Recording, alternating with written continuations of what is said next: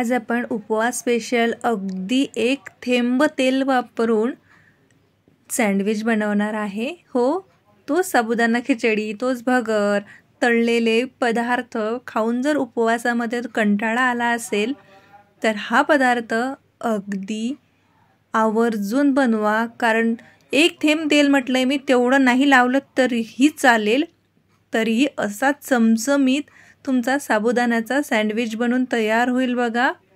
नवरात्राचे 9 दिवस आपण उपवास करतो। मग 9 दिवस काय खावं, कुठला पदार्थ बनवावा जो अगदी कमी तेलाचा असेल आणि कमी वेळेत बनणारा असेल, तर तो हाच आहे। त्यासाठी आपण इथे साबुदाणा भिजू घातला होता। साबुदाणा असाच मोत्याप्रमाणे कसा भिजवावा हे जर तुम्हाला माहिती नसेल तर नक्कीच सांगा, मी नक्कीच शेअर करेल। कारण साबुदाणा भिजवणे ही सुद्धा एक परफेक्ट रेसिपी असते। कारण साबुदाणा जर तुमचा असा छान मोत्याप्रमाणे भिजलेला असला तर याच्यापासून तुम्ही बरेचसे असे साबुदाण्याचे प्रकार बनवू शकता। जसे मोकळी साबुदाण्याची खिचडी किंवा मग साबुदाणा वडा किंवा मग आजचे सँडविच, बरेचसे प्रकार आहेत। आज आपण भरपूर असे प्रकार पाहणार आहे। नवरात्राचे 9 दिवस उपवास स्पेशल रेसिपीज मी तुमच्यासोबत शेअर करणार। तर त्यासाठी सध्या चॅनलला सबस्क्राईब करा आणि बेल आयकॉन सुद्धा क्लिक करा, म्हणजे प्रत्येक रेसिपीचं नोटिफिकेशन तुम्हाला येत राहील। तर इथे बघू शकता आपल्याला जेवढे सँडविच बनवायचे आहेत तेवढे मी इथे साबुदाणा काढून घेतलाय साईडला। मी इथे 4 ते 5 सँडविच बनवणार आहे सध्या, म्हणून मी तेवढा साबुदाणा काढला, बाकीचा साईडला ठेवला। त्याच्यामध्ये आपण घातलाय 5 चमचे शेंगदाण्याचं कूट। शेंगदाण्याचं कूट थोडंसं दरदरसं वाटलेलं असावं। शेंगदाणे भाजले आणि ते मिक्सरला दरदरसे वाटून घेतले। आता उकडलेला आलू तसाच नाही घालायचा बघा, असा किसून घालायचा, जेणेकरून तो एक संथपणा आणि मिक्स होईल आपल्या साबुदाण्यामध्ये। इथे उकडलेल्या आलूचाच वापर करावा, जेणेकरून आपल्या सँडविचला बाइंडिंग येईल। तर इथे मी 2 आलू वापरते बघा एवढ्या साबुदाण्यासाठी। 1 आलू आपण असा किसून घातलाय आणि 1 आलू आपण तसाच घालूयात, कारण लक्षात सुद्धा यायला हवं की आलू घातलेला आहे, म्हणून छान त्याचे बाईट्स असे दाताखाली आले की आलूची मजा खूप छान लागते, हो ना। तर आता इथे बघा आपण 1 आलू किसून घातला, 1 आलू तसाच हाताने रफली मॅश करून घातला। हिरव्या मिरच्या घालतोय बघा। आता बरेचसे जण जर हिरवी मिरची खात नसतील तर लाल तिखट घाला, लाल तिखट खात नसाल तर हिरवी मिरची घाला, दोन्ही खात नसाल तर काळी मिरची म्हणजे आपली मिऱ्याची पावडर घालू शकता। कारण उपवासामध्ये आपले आपले नियम असतात, त्यानुसार तुम्ही हा पदार्थ बनवा। आम्ही हिरवी मिरची, लाल तिखट दोन्ही खातो, म्हणून मी दोन्ही घालणार आहे। आणि याच्यामध्ये आपण सेंधा नमक घालूया, जेणेकरून हे उपवासाला चालेल। उपवासाचं नमक, तुम्ही जर रेग्युलर नमक खात असाल तर ते घाला, काहीच प्रश्न नाही।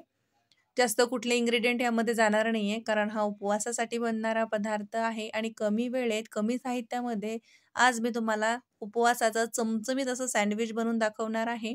तर आता सगळं जिन्नस हाताने एकजीव करूयात, म्हणजे सर्व असं मॅश झालं पाहिजे।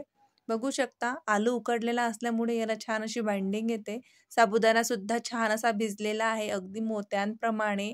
तर ते थोडंसं असं हाताने मॅश केलं की आपला गोळा हा छान असा एकसंतपणा यायला लागेल। याच्यामध्ये पाण्याचा वगैरे अजिबातही वापर करायचा नाहीये।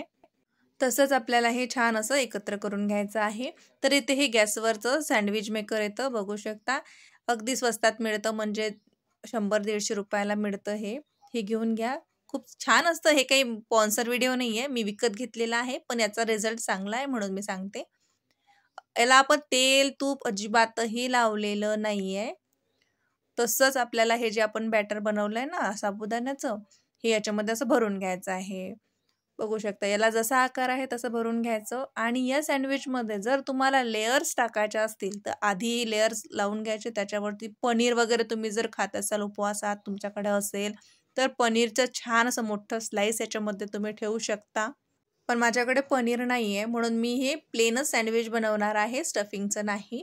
तर आपण छान असं गुबगुबीत हे सर्व साहित्य भरून घेतलं ह्याच्यामध्ये, बघू शकता छान भरायचं, म्हणजे सँडविच दिसायला छान दिसतं। आता बंद करून घेऊयात आणि आता आपल्याला हे गॅसवरती लो टू मिडियम फ्लेमवरती भाजून घ्यायचं आहे। तर गॅसची फ्लेम लो टू मिडियम ठेवायची। 5-6 मिनिटं लागतात एक साईड भाजायला। बघू शकता काय अप्रतिम रंग आलेला आहे। या स्टेजला नुसतं हलका फुलका ब्रश आपण तेलाने याला लावतोय, तेलाचा ब्रश नाही लावला तरी चालेल, पण लावला तर थोडासा चमचमीत दिसतो बघा पदार्थ। अजिबातही लावायचा नसेल तर नाही लावला तरीही चालेल, मी तसं तुम्हाला पहिलेही सांगितलं. चला आता दुसरी बाजू भाजून घेऊयात, तोपर्यंत त्याच्यासोबत चटणी बनवूयात. तर शेंगदाण्याचं कूट, खोबरं घेतलेलं आहे आपण इथे सारख्याच प्रमाणात घ्यायचं आणि इथे घेतल्या आहेत हिरव्या मिरच्या, 4-5 छान अशा हिरव्या मिरच्या घातल्या आणि याच्यामध्ये घालूयात 1 चमचा साखर. साखरेने या चटणीला खूप छान अशी चव येते बघा. उपवासाची चटणी आहे त्यामुळे याच्यामध्ये काही जास्त जाणार नाही आहे. आता तुम्ही जर इथे कोथिंबीर वगैरे उपवासाला खात असाल तर घालू शकता, पण आमच्याकडे कोथिंबीर, कढीपत्ता असं काहीच उपवासाला खाल्लं जात नाही, म्हणून मी नाही घालणार आहे. चवीनुसार मी इथे उपवासाचं मीठ घातलं आणि आता आपण थोडंसं पाणी घालूयात. आता याच्यामध्ये तुम्ही दही घालत असाल तर चालते, दही उपवासाला चालतं आणि या चटणीमध्ये घातलं तरी चालतं. आपण पाणी घातलंय. आता ही चटणी आपण छान अशी वाटून घेतली. बघू शकता उपवास स्पेशल सात्विक चटणी इथे बनून तयार झालेली आहे. ही चटणी तुम्ही एकदा बनवून ठेवा, 4-5 दिवस फ्रीजमध्ये आरामात चालते. कुठलाही पदार्थ असो, उपवासाची इडली असो, उपवासाचा ढोकळा असो, उपवासाचं सँडविच असो, उपवासाचा वडा असो किंवा आपली साबुदाण्याची खिचडी, तरीही ही चटणी सर्वांसोबतच अप्रतिम जाईल. इकडे बघू शकता दुसरी बाजूसुद्धा मस्त अशी भाजून घेतली. परफेक्ट रंग आलेला आहे. सुंदर असा भाजला गेला आपला सँडविच. चला काढून घेऊयात. बघू शकता काय मस्त असा कुरकुरीत होतो बघा हा. वरतून एवढा छान कुरकुरीत होतो ना, मस्तच. ऐकलात आवाज? जास्त घरातलाच आवाज येतो कारण घराची सगळी मंडळी घरीच आहे. तर इकडे बघू शकता सँडविच काय मस्त झालेला आहे. पाहता क्षणी खावंसं वाटेल. ज्यांना उपवास नाही ते सुद्धा आवडीनं खातील. बनवायला सोपं, खायला चमचमीत उपवासाचा पदार्थ बनून तयार झालेला आहे, तो सुद्धा अगदी 1 थेंब तेल वापरून. चटणीसोबत तर खूप छान लागतो. तर या नवरात्रात तुम्ही हे सँडविच जरूर बनवा आणि तुमचे अनुभव माझ्यासोबत जरूर शेअर करा. आणि हो, तुमच्या मित्रपरिवारात आजची सँडविच रेसिपी नक्की शेअर करा. त्यांना खूप आवडेल. कारण नवरात्राचे उपवास बरेच जण करतात आणि रोज मग कुठला उपवासाचा पदार्थ बनवावा प्रत्येकाला प्रश्न पडलेला आहे. तर तुम्ही ही रेसिपी जरूर शेअर करा, त्यांच्याही कामात येईल.